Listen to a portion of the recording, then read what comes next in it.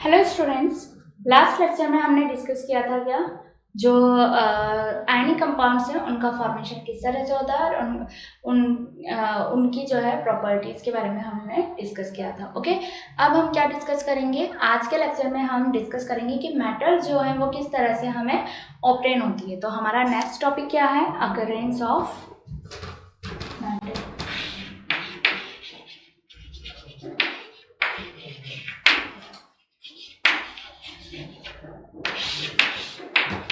Occurrence of metals.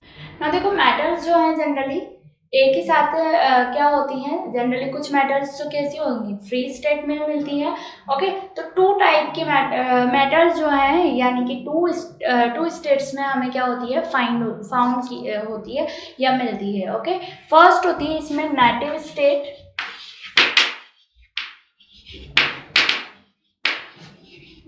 Native state को क्या बोला जाता है? Free state. तो देखो, इसमें वो मेटल कंसीडर की जाएंगी जो क्या होंगी, नेचर में फ्री स्टेट में मिलती हैं। जनरली फ्री स्टेट में ऐसी मेटल मिलेंगी जो कि क्या होंगी, नॉन रिएक्टिव होंगी, यानी कि हम बोल सकते हैं कि ये लेस रिएक्टिव मेटल्स होंगी जो फ्री नेचर में जो है फ्री स्टेट में हमें क्या हो जाएंगी, मिलेंगी। Okay, like gold, silver, platinum, ये सभी मेटल जो है हमें कैसे मिलेंगी, नेटिव स्टेट में अर्थ पर पाई जाती हैं। Okay, next is combined metal.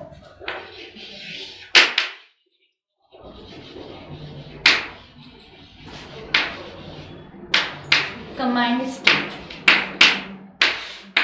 Gold, silver, platinum and other जो लेस रिएक्टिव मेटल्स हैं उनको छोड़ करके बाकी की जितनी भी मेटल्स हैं जो कि रिएक्टिव होती हैं या हाईली रिएक्टिव होती हैं, वो हमारे अर्थ पर या हमें कैसे ऑब्टेन होंगी, वो फ्री स्टेट में ना मिल करके हमें कंबाइंड स्टेट में वो क्या होती हैं, ऑब्टेन होती हैं। यानी कि कंबाइंड स्टेट से हम उसे क्या करते हैं, वेरियस एक्सट्रैक्शन प्रोसेस के थ्रू उसको जो है क्या किया जाता है, अगर किया जाता है। ओके, तो यहाँ पर हम क्या करते हैं, देखो जो अर्थ है, अर्थ के क्रस्ट से जनरली जो मैटर जो है वो जनरली हमें अर्थ के क्रस्ट से ही क्या हुआ होता है, मिलता है। तो जितनी भी मैटर्स हैं वो सभी कहाँ प्रेजेंट है, अर्थ के क्रस्ट में। ओके, और वो कंबाइंड स्टेट में, यानी कि बहुत सारे मैटर्स एक साथ ही क्या होती है, कंबाइन होती है, और उनके साथ साथ उसमें रॉक, क्ले एंड अदर जो सब्सटेंसेस है वो भी क्या होते हैं, प्रेजेंट होते हैं, यानी कि इम्प्योरिटीज़ भी प्रेजेंट होती हैं। और इन इम्प्योरिटीज़ को जो है रिमूव करने के लिए और अदर जो मैटर्स हैं उनको सेपरेट करने के लिए यहाँ पर फिर हम क्या करेंगे, एक्सट्रैक्शन मेथड्स जो हैं वो डिस्कस करेंगे। ओके, सबसे पहले देखो, जो अर्थ के क्रस्ट से हमें ऑब्टेन होते हैं सब्सटेंसेस वो क्या कहलाते हैं, जनरली मिनरल्स कहलाते हैं। ओके, क्या कहते हैं हम उन्हें, minerals. Okay, and naturally occurring जो मेटल्स हैं जो इकोनॉमिकली क्या होती हैं, सुटेबल होती है। नेचुरली अकरिंग मेटल जो कि इकोनॉमिकली क्या है, सुटेबल है, और कमर्शियली भी वो सुटेबल होती है। तो उन मेटल्स को हम क्या कहते हैं, ओर कहा जाता है। क्या कहते हैं उन्हें, ओर्स कहा जाता है।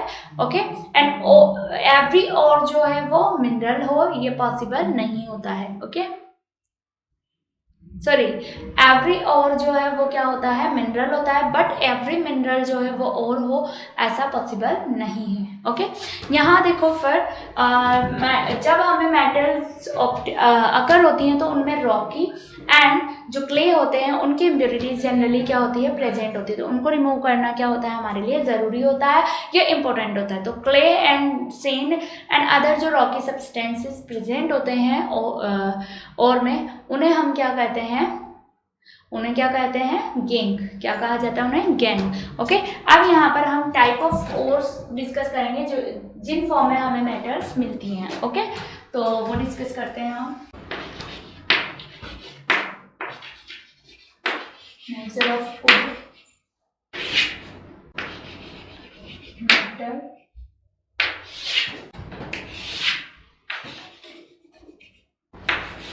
कंपोजिशन। सो देखो, नेचर फर्स्ट है ऑक्साइड और ऑक्साइड ऑफ में मेटल्स हम कंसीडर कर रहे हैं aluminium, copper and iron. Okay, aluminium जो है जनरली किस फॉर्म में मिलता है, और की फॉर्म में, और तो ये बॉक्साइट बॉक्साइट की फॉर्म में हमें जो है मिलता है। कॉपर जो है वो क्यूप्राइट एंड आयरन जो है वो मैग्नेटाइट ओर की फॉर्म में मिलता है।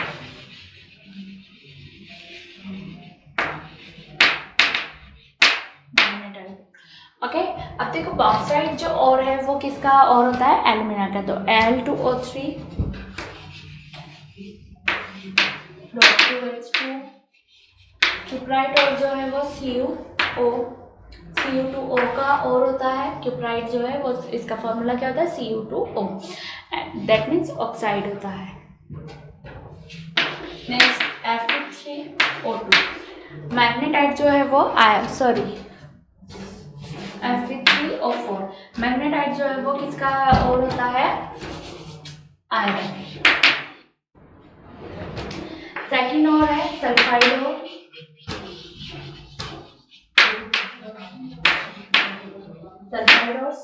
Copper, zinc, lead, mercury.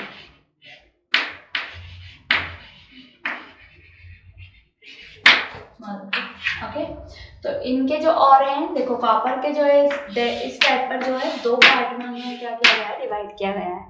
Copper pyrites and copper glance या glance copper.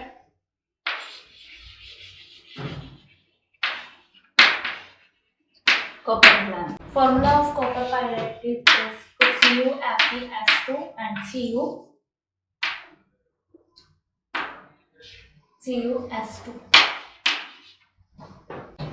Cu2S। Okay now zinc का जो सल्फाइड है वो है जिंक ब्लेंड,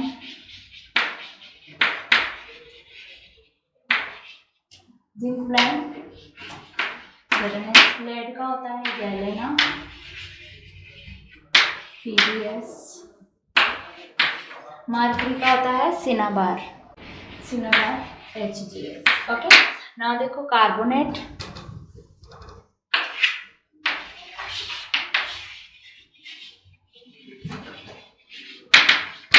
और ये होते हैं कैल्शियम और जिंक। कैल्शियम का है लाइमस्टोन CaCO3 एंड जिंक का है कैलामाइन,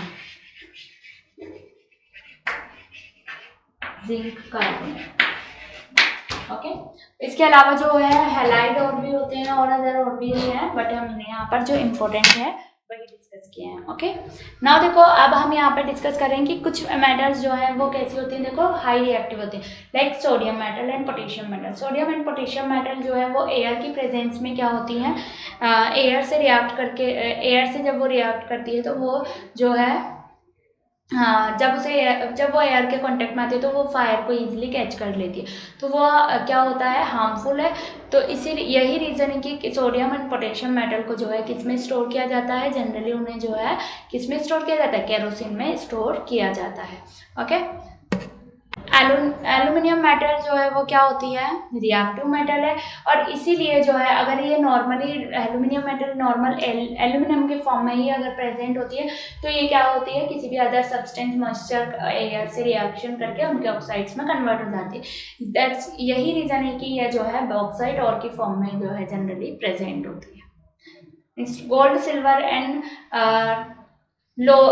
ऑक्यूपाइड लोअर पोजीशन जो मेटल्स हैं जो कि रिएक्टिविटी सीरीज में बिलो पोजीशन पर आती हैं, वो कैसी है, फ्री स्टेट में जो है अर्थ में पाई जाती है, इसीलिए उन्हें क्या कहते हैं, हम नेटिव मेटल्स जनरली कहा जाता है। ओके अब हम क्या टॉपिक डिस्कस करेंगे, एक्सट्रैक्शन ऑफ मेटल्स। मेटल्स हमें जो है किस फॉर्म में मिल रही है, ये जो है ओर्स की फॉर्म में मिलती है, यानी कि इस तरह से मिलती है। तो इनको जो है किस तरह से एक्सट्रैक्ट किया जाता है, तो उसके लिए हम क्या करेंगे, वेरियस प्रोसेस यहाँ पर जो है डिस्कस करेंगे। ओके वेरियस प्रोसेस जो होंगे वो किस बेसिस पे होंगे, reactivity on the basis of reactivity series. Okay तो रिएक्टिविटी सीरीज के बेसिस पर जब हम डिस्कस करेंगे तो वो 3 पार्ट में डिवाइड करके इससे डिस्कस करेंगे। रिएक्टिविटी सीरीज के बेसिस पे कितने टाइप में डिवाइड करेंगे हम इन्हें, 3 part. Okay First is metals of low reactivity,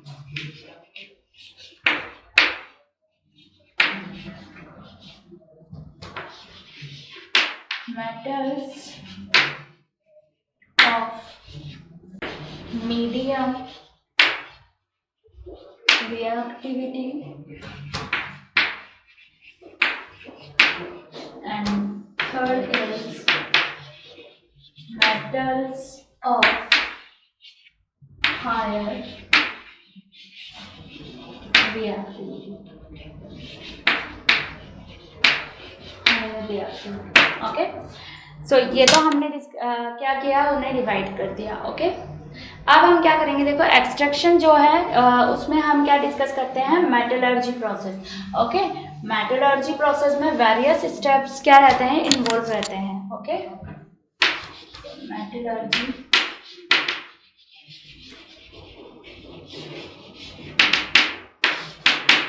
तो देखो मेटलर्जी प्रोसेस क्या होता है, ये एक ऐसा प्रोसेस है जिसके थ्रू क्या किया जाता है, जो मेटल है उसका एक्सट्रैक्शन किया जाता है और उसे जो है प्योर मेटल जो है ऑब्टेन की जाती है उसके ओर से. ओके, उसके ओर से क्या की जाती है, प्योर मेटल ऑब्टेन की जाती है. तो ये प्रोसेस क्या कहलाता है, मेटलर्जी प्रोसेस. और इस प्रोसेस में जो है स्टेप्स इन्वॉल्व रहते हैं, कौन कौन से स्टेप्स हैं वो हम डिस्कस कर लेते हैं. ए concentration of ore, B is conversion of concentrated ores into oxides. C is reduction of oxide ore into pure metal. And option D is into impure metal. Okay, and last is refining of impure metal.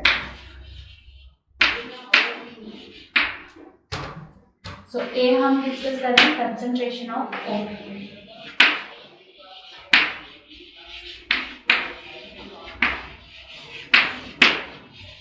इस process में भी various points क्या रहते हैं, involve रहते हैं. तो first point जो है इसमें वो क्या है, ग्रेविटी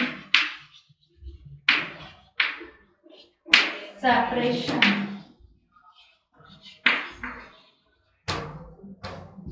और hydraulic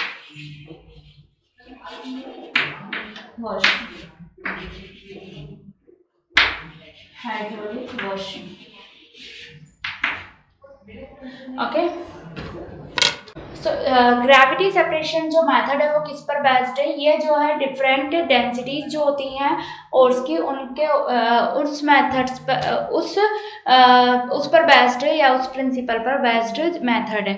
ओके, इसमें जो है पार्टिकल ऑफ जो इम्प्योरिटीज होती हैं उन्हें गैंग कहा जाता है और इसके थ्रू जो है एक्सट्रैक्शन किया जाता है. हेमेटाइट और जो है आयरन का, उसका एक्सट्रैक्शन इसी से किया जाता है. ओके, नेक्स्ट देखो फिर सेकंड जो इसका मेथड है वो है फर्स्ट फ्लोटेशन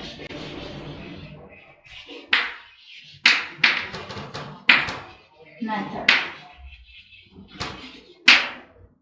जनरली जो है फर्स्ट फ्लोटेशन मेथड जो है सल्फाइड्स और जो होते हैं उनके लिए यूटिलाइज किया जाता है. और ये जो मेथड है वो बेस्ड होता है किस पर, वेटिंग इम्प्योरिटीज अगर जो है वेटिंग प्रॉपर्टीज ऑफ ओर. तो इसमें जो है क्या किया जाता है, वाटर एंड ऑयल ऐड किया जाता है और वेटिंग प्रॉपर्टीज वाले जो ओर्स होते हैं उनके लिए इसको जो है अप्लाई किया जाता है. तो सल्फाइड्स जो वाले जितने भी और हैं, जिंक सल्फाइड और सिनाबार, उनके लिए जनरली से क्या किया जाता है, यूटिलाइज किया जाता है. Okay, next liquation. Liquation method जो है वो मेल्टिंग पॉइंट जो होते हैं और के उन पर ये क्या है, बेस्ड है। ओके, इस मेथड के थ्रू जो और होते जो टिन एंड जिंक के जो ओर्स हैं उनके लिए जनरली यूज किया जाता है। Okay, fourth method magnetic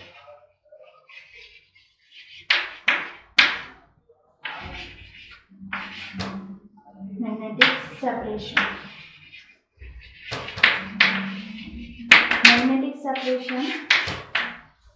magnetic separation जो मेथड है वो जनरली मैग्नेटिक प्रॉपर्टीज अगर ओर्स में प्रेजेंट होती है तो उस पर बेस्ड है, यानी कि यहाँ पर जो है मैग्नेट्स होते हैं और उन मैग्नेट्स पर एक बेल्ट होता है जिस पर ओर्स को डाला जाता है। तो मैग्नेटिक वाले जो प्रॉपर्टी शो करने वाले जो सब्सटेंस होंगे या और होंगे वो क्या हो जाते हैं, अलग हो जाते हैं और इम्प्योरिटीज इसमें अलग हो जाती है। ओके, तो ये मेथड जो है जनरली मैग्नेटिक प्रॉपर्टी हैविंग जो ओर्स होंगे उनमें उनके लिए यूजफुल होता है। Okay, fifth point is chemical separation.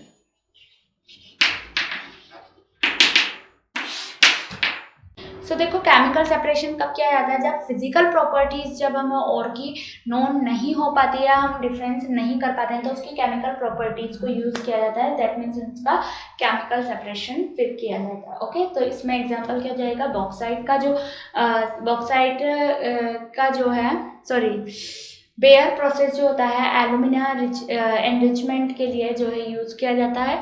Okay, तो वो इसका एग्जाम्पल होगा। ओके, अदर स्टेप्स भी होते हैं, तो ये सभी स्टेप्स तो करवाए जाते हैं। इसके बाद जो नेक्स्ट स्टेप्स हैं वो क्या होते हैं, जनरली बेस्ड होते हैं या डिपेंड करते हैं जिस टाइप की मेटल होती है उस मेटल के टाइप के अकॉर्डिंग उनका एक्सट्रैक्शन प्रोसेस जो है नेक्स्ट स्टेप करवाए जाते हैं। ओके, तो यहाँ पर जो है हम क्या करेंगे, अब देखो, अब नेक्स्ट जो टॉपिक है वो है, देखो जो मेटल्स का जब हम क्या कराते हैं, एक्सट्रैक्शन कराते हैं, तो जो फाइव मेथड जो हमने यूज़ किए थे वो तो हर मेटल के एक्सट्रैक्शन के लिए हमें एप्लीकेबल करने होते हैं। बट बाकी के जो रिमेनिंग जो प्रोसेस है या मेथड्स हैं वो कब यूज़ किए जाते हैं, जो मेटल स्पेसिफिक मेटल के लिए हमें क्या करना है, उसका एक्सट्रैक्शन करना है तो उसका यूज़ किया जाता है। ओके, तो यहाँ पर इनसे रिलेटेड ही दो टॉपिक और हैं जो हम डिस्कस कर रहे हैं, रोस्टिंग और calcination. Roasting and calcination process को हम क्या करेंगे, डिफरेंसेस के थ्रू एक्सप्लेन कर देंगे, बिकॉज उसमें जो इम्पोर्टेंट है वो क्या है, डिफरेंसेस ही पूछे जाते हैं। ओके, तो डिफरेंसेस ही उसके क्या है, इम्पोर्टेंट है, तो इसीलिए हम वही डिस्कस कर रहे हैं यहाँ पर। Okay, roasting and calcination.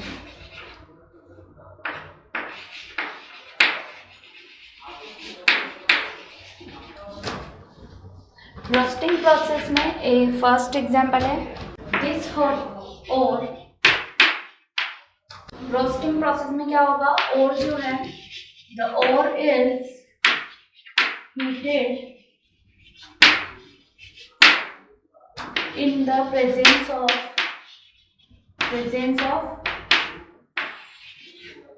Oxygen, यानी कि एयर के प्रेजेंस में हीट किया जाता है।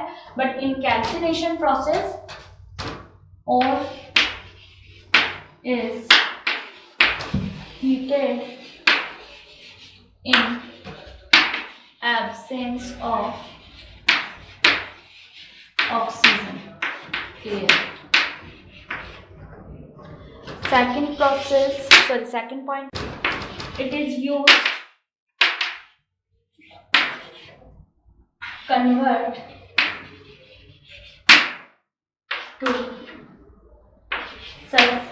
sulfide ores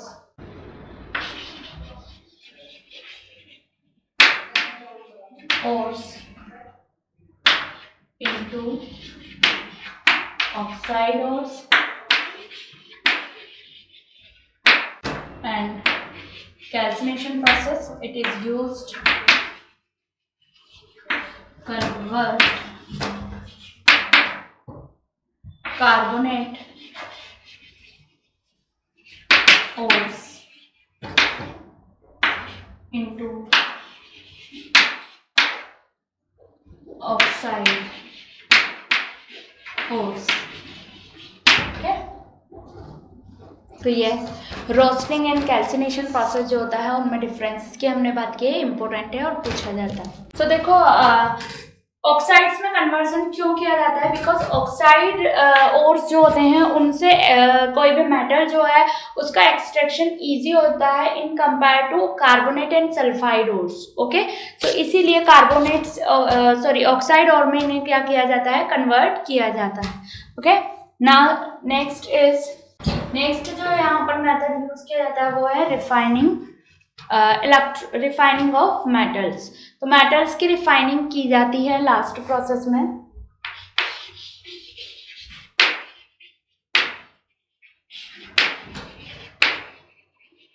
अब देखो मेटल्स की जो रिफाइनिंग की जाएगी ना उसमें क्या होगा, इलेक्ट्रोड्स अरेंज किए जाते हैं और इलेक्ट्रोलिटिक क्या होता है, यहाँ पर सॉल्यूशन प्रिपेयर किया जाता है उस ओर का, पर्टिकुलर ओर का, और वो इलेक्ट्रोलिटिक सॉल्यूशन की तरह यहाँ पर बिहेव करता है और फिर उसमें जो है करंट का फ्लो करा दिया जाता है, जिससे क्या होगा जिसके थ्रू क्या हो जाएगा, यहाँ पर जो है रिफाइनिंग की प्रोसेस होगी। ओके, अब रिफाइनिंग प्रोसेस क्या है, purifying the crude metal into pure metal. Okay, जो क्रूड मेटल हमारे पास रिमेनिंग बचा, सारे प्रोसेस करवाने के बाद उसको फिर प्योर मेटल को क्या करना, ऑब्टेन करना, ये प्रोसेस क्या कहलाएगा, रिफाइनिंग। ओके, अब इसमें जो है हम मेथड कंसीडर करें इलेक्ट्रोलाइटिक रिफाइनिंग।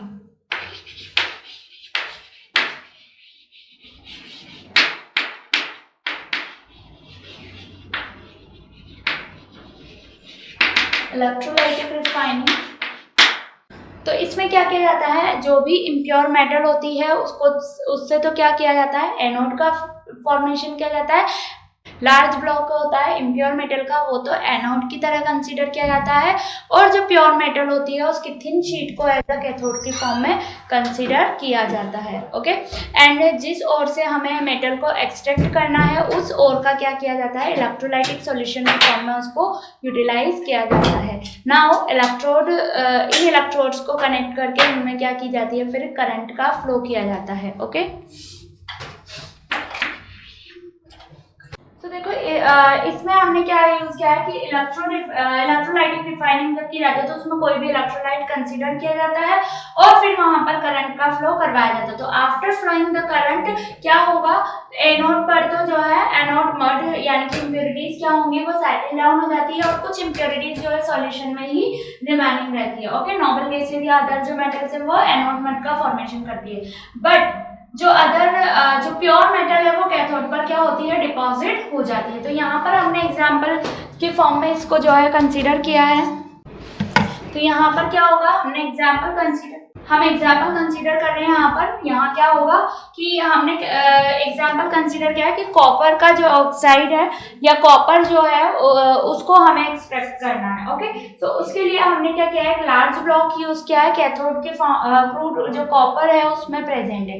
ओके, और इसी में जो है वेरियस इम्प्योरिटीज भी प्रेजेंट है, और यहाँ हमने थिन प्लेट ली है किसकी, कॉपर की, जो कि एज अ कैथोड की तरह बिहेव कर रही है और ये एनोड की तरह बिहेव करेगा। ओके, नाउ हम क्या करेंगे, जब करंट का फ्लो करेंगे इसमें, तो आफ्टर फ्लोइंग द करंट क्या होगा, कैथोड पर जो है कॉपर मेटल क्या हो जाएगी, डिपॉजिट हो जाएगी, जो कि प्योर होगी। ओके, एंड जो एनोड होगा उसमें क्या प्रेजेंट होगा, एनोड मड की फॉर्म में नोबल गैसेज जो अदर गैसेज है वो तो क्या हो जाएंगी, सेटल डाउन हो जाएंगी, और कुछ इम्प्योरिटीज जो रिमेनिंग रहेंगी वो सॉल्यूशन में ही प्रेजेंट होंगी। तो इस तरह से क्या किया जाता है, इलेक्ट्रोलाइटिक रिफाइनिंग की जाती है। ओके, तो ये तो हमने एक्सट्रैक्शन जो था मेटल का अक्रेंस वो डिस्कस किया है। अब हम क्या डिस्कस करेंगे, कोरोजन प्रोसेस डिस्कस करेंगे। ओके, क्या डिस्कस करेंगे अब हम, corrosion process.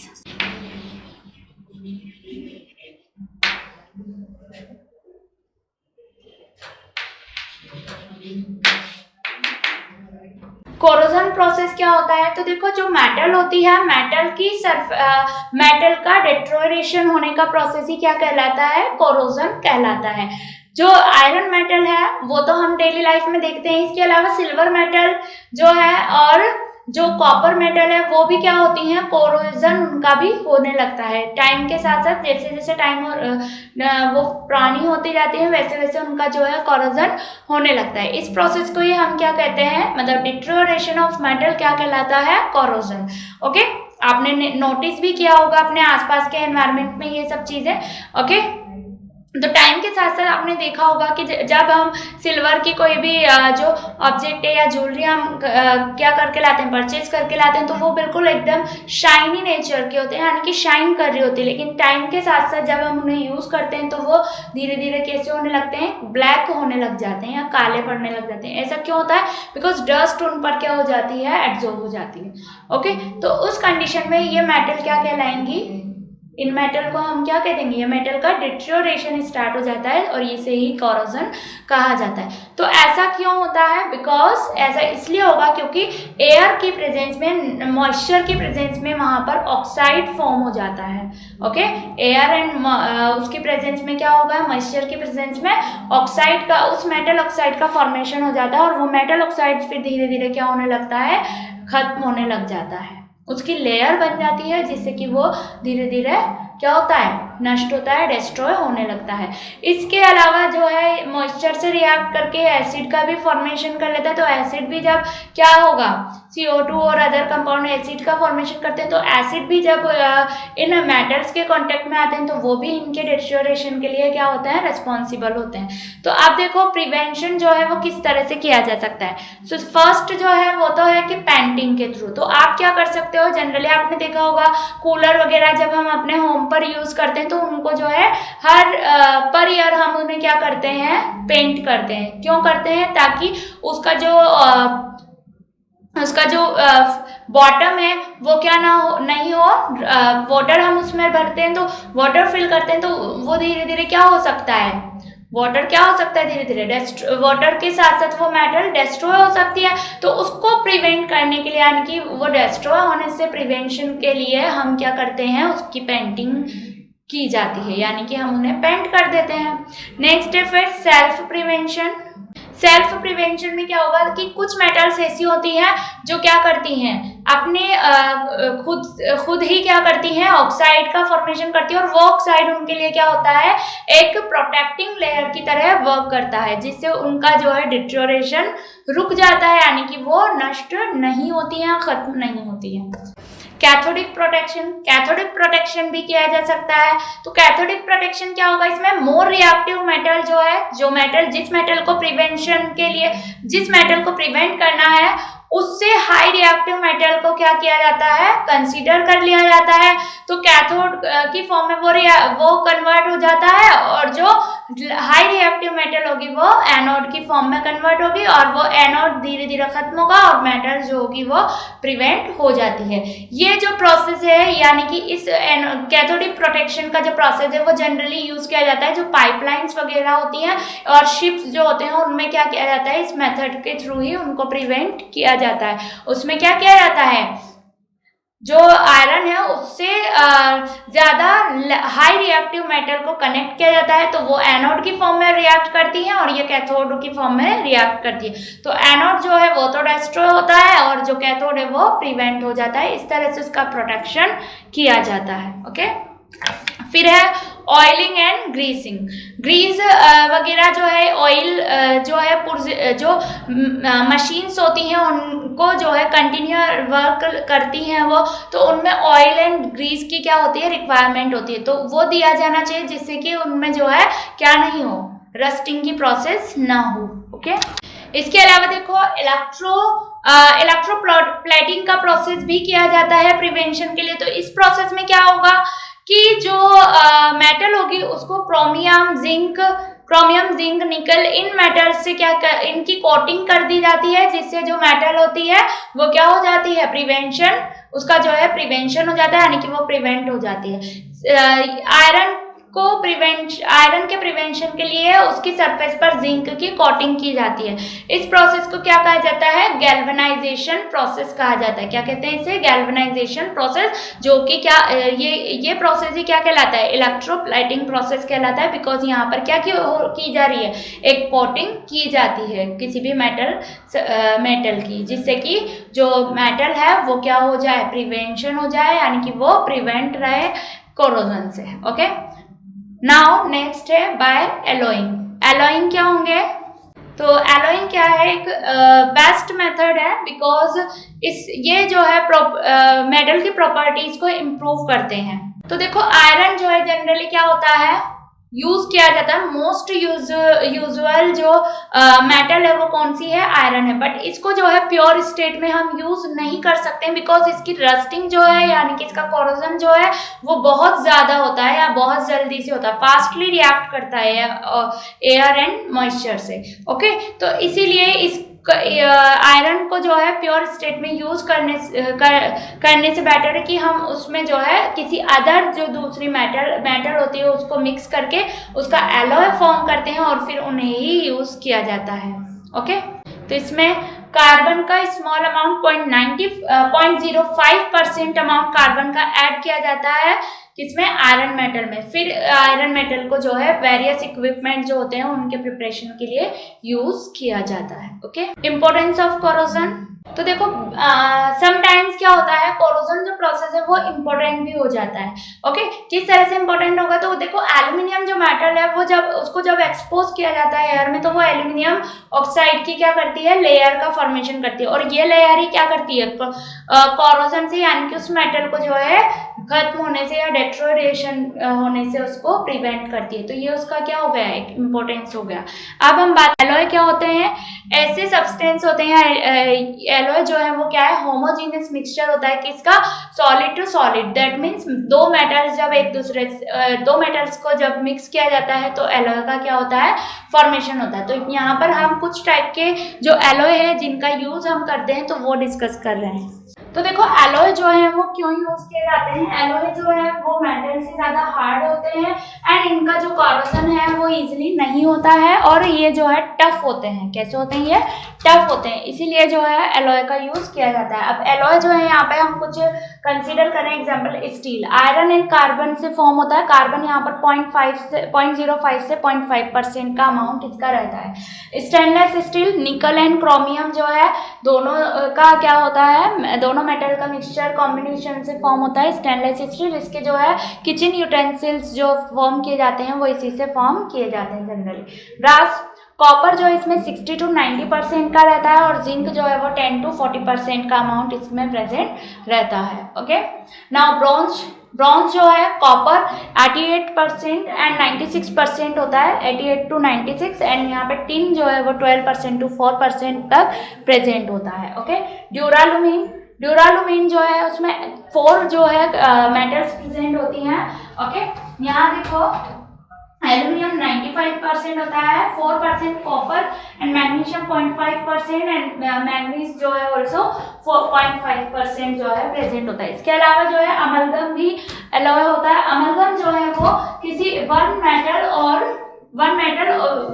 Combine with mercury से जब वो कंबाइन होता है तो अमलगम का क्या होता है? फॉर्मेशन होता है। और अमलगम को जनरली यूज कहाँ किया जाता है? एज अ कैटलिस्ट इसको जो है यूज किया जाता है। क्लियर?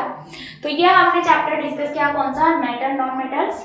ओके, इस चैप्टर से रिलेटेड जो क्वेश्चंस हैं वो डिस्कस करेंगे इस लेक्चर में। ओके, तो क्वेश्चंस जो हम डिस्कस करने वाले हैं यहाँ पर वो ओलंपियाड में आस्क्ड क्वेश्चन है और इम्पोर्टेंट है, इस चैप्टर से रिलेटेड है। ओके, और पूछे जाते हैं अदर एग्जाम्स में भी। ओके, NTSC में भी ये पूछे जा चुके हैं जो क्वेश्चन हम यहाँ डिस्कस कर रहे हैं। Okay, so let's start. Question number 1 is,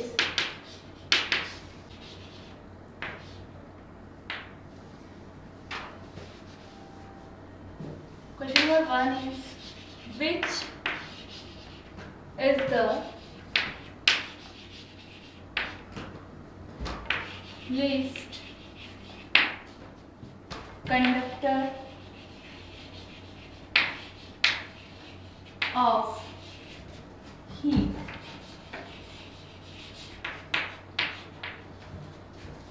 The options are: option A is gold, option B is platinum,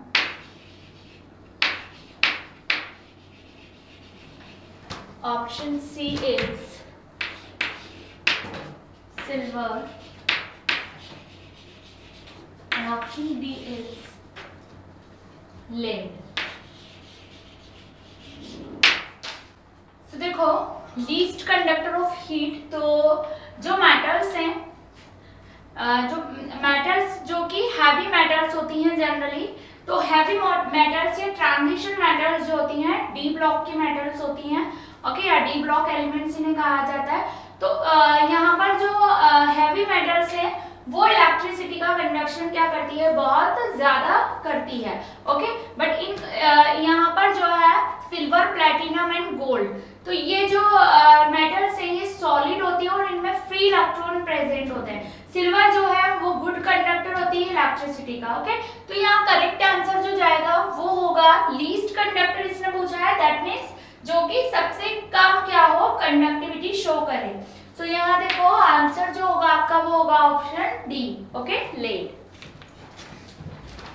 the next question is which oxide is neutral? Which oxide is neutral? Option A is NO2, option B is MgO, magnesium oxide, option C is water, and option D is none of these, okay. So देखो neutral generally अगर देखा जाए तो कौन होता है, water, तो neutral oxide भी कौन हो जाएगा, वाटर, ओके। सो करेक्ट क्या होगा आंसर यहाँ पर, water. Next question is an alloy is an alloy is, option A is an element, option B is a mixture,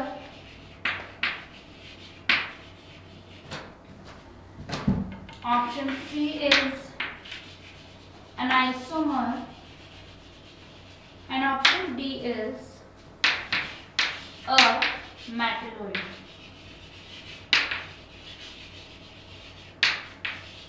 So in this question an alloy is, so previous lecture में हमने discuss किया था कि alloy क्या होते हैं, ये homogeneous mixture होता है जो कि किससे फॉर्म होता है, मेटल्स के कॉम्बिनेशन से। सो ये क्या है, एक टाइप का मिक्सचर है, okay. So correct answer is option B, a mixture. Next question is cinnabar. Cinnabar is an ore of, cinnabar is an ore of, option A is mercury, option B is copper, option C is calcium, option D is lead. तो देखो cinnabar जो ओर होता है हमने discuss किया था, मैंने आपको जितने भी टाइप के ओर्स होते हैं, सल्फाइड, ऑक्साइड, वो सब हमने डिस्कस किए थे। तो सिनेबार क्या है, मर्करी का ओर होता है, ओके। तो करेक्ट आंसर क्या होगा यहाँ पर, option A mercury, okay. Next question is volatile metals. Volatile metals are purified by, volatile metals are purified by, option A is oxidation, option B is distillation,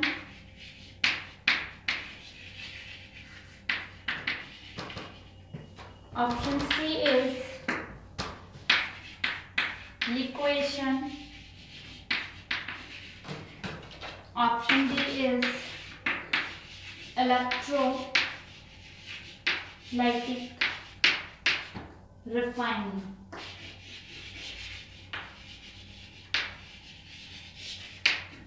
electrolytic refining. So देखो volatile metals जितने भी होते हैं उन सभी के लिए हम क्या करते हैं, जो डिस्टिलेशन प्रोसेस होता है वो यूज किया जाता है. ओके, सो वोलेटाइल मेटल्स को प्यूरिफाई कैसे किया जाएगा, by using the distillation method. Okay, so correct answer क्या हो जाएगा, option B. Next question is elements. This question asked in NTSC exam, so this question is important. Elements with atomic number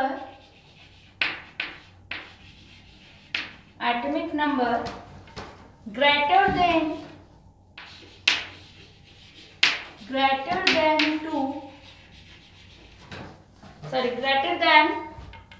92 are called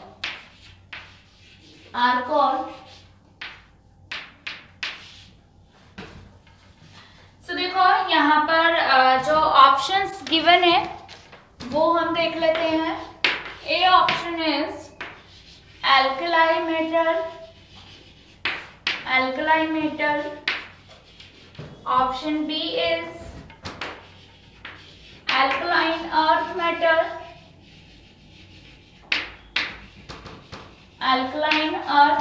metal.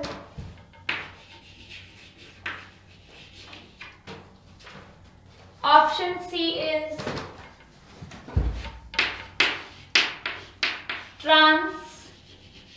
transuranic elements, and option D is noble gas element.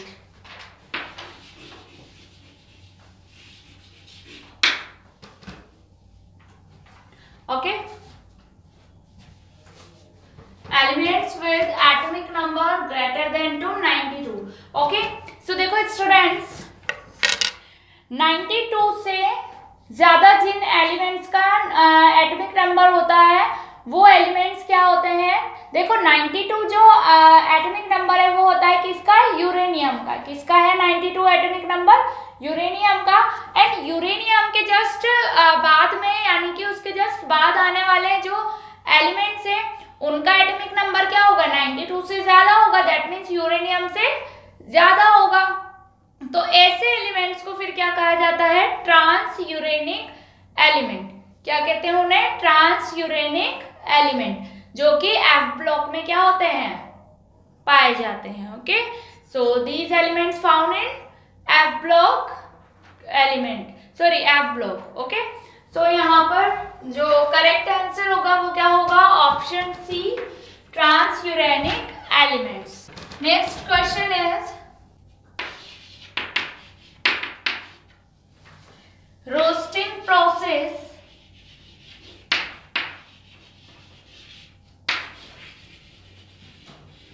Roasting process is applied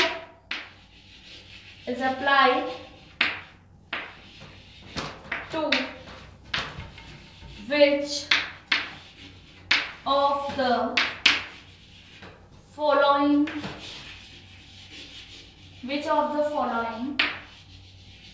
ores. Option A is galena. Option B is iron pyrites.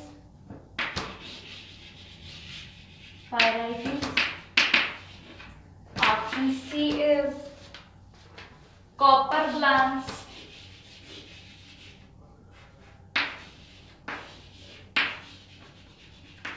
And option D is all of these. All of this. So देखो roasting process जो है generally वो iron galena and जो copper pyrites है, sorry iron pyrites and copper glance जो है तीनों के लिए ही यूज किया जाता है। तो यहाँ पर जो आंसर होगा वो क्या होगा, correct answer all of these. Next question is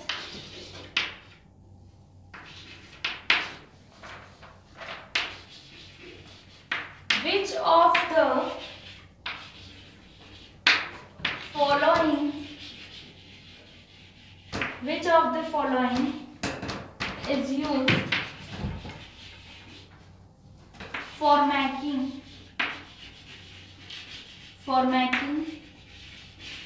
magnets? For making magnets, so option A is duralumin,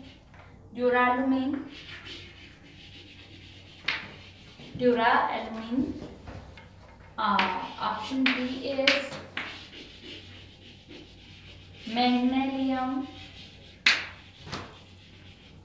option C is bronze,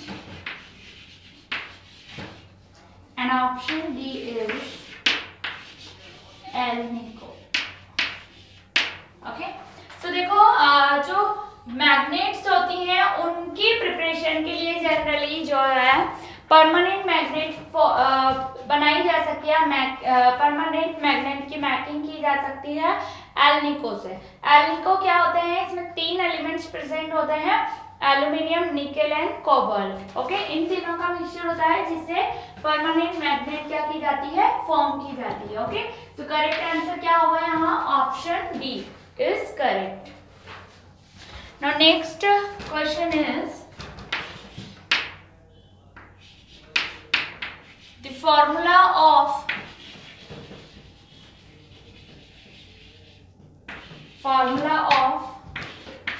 oleum is,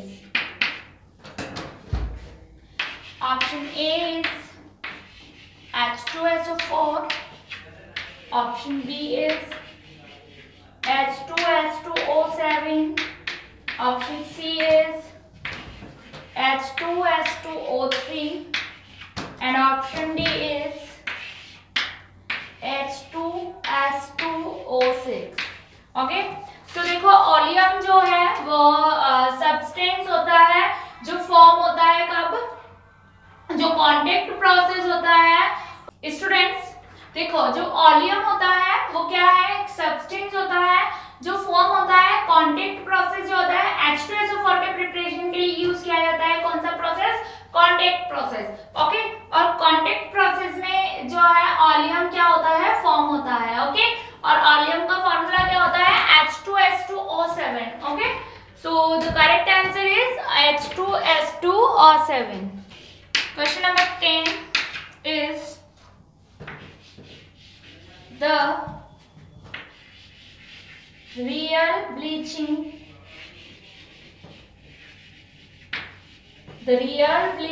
agent present in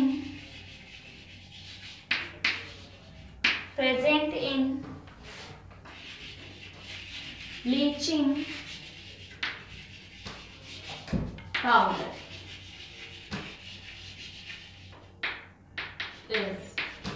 तो देखो ब्लीचिंग एजेंट जो है वो ब्लीचिंग पाउडर में कौन सा होता है, हमें से यह क्वेश्चन में पूछा है।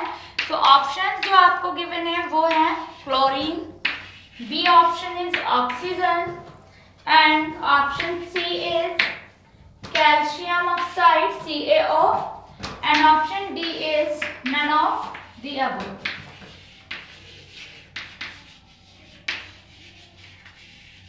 स्टूडेंट देखो ब्लीचिंग जो पाउडर है उसका फॉर्मूला क्या होता है, CaOCl2, ये इसका फॉर्मूला है। तो यहाँ पर आपसे ब्लीचिंग एजेंट पूछा है, तो देखो जो ब्लीचिंग एजेंट होता है वो जनरली कौन होता है, क्लोरीन। तो इसमें जो क्लोरीन है वो क्या है, ब्लीचिंग एजेंट की तरह वर्क करता है। सो ऑप्शन ए क्या होगा इसके लिए, करेक्ट होगा। ओके तो ये हमने क्या डिस्कस किए इस चैप्टर के रिगार्डिंग जो क्वेश्चंस थे रिमेनिंग वो हमने क्या कर लिया है, डिस्कस किए हैं। ओके नेक्स्ट लेक्चर में हम मिलते हैं नेक्स्ट चैप्टर के साथ। Okay, thank you.